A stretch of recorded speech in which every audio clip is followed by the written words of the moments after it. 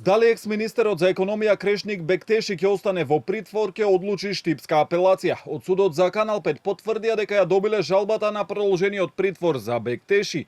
Доставена е за одговор и одлука најверојатно ќе биде донесена во текот на утрешниот ден. Неговиот адвокат поднесе жалба со гаранција од недвижени имоти и пари и очекува апелација да ја усвои и му определи на Бектеши полесна мерка. Истрагата за пожарот во дискотеката Пулс во Кочани продолжува, а од обвинителството нови детали денеска не споделуваат, откако пред неколку дена соопштија дека се прибираат докази за што се издадени барања за анализи и наредби за вештачења. Од околу 60 осумничени лица, 21 остануваат во притвор. Во домашен притвор беше приначена мерката и за екс-градоначалникот на Кочани Љупчо Папазов, поранешните директори на ДПИ Горан Трајковски и Анета Симеска.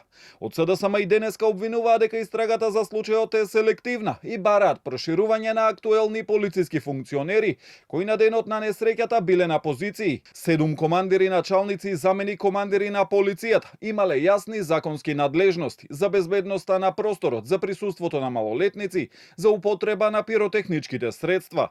Полицијата присуствувала во објектот, видела малолетници, видела пиротехника, видела поголем број присутни, а не презела ништо. Ако тие постапеле, трагедијата ќе можела да биде спречена, животи ќе беа спасени, велат од партијата.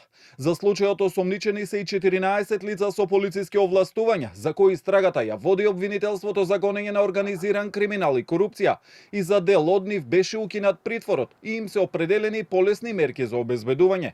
Во ефективен притвор останува и министерот без ресор Шабан Салију, за кој е најавено и разрешување од функцијата.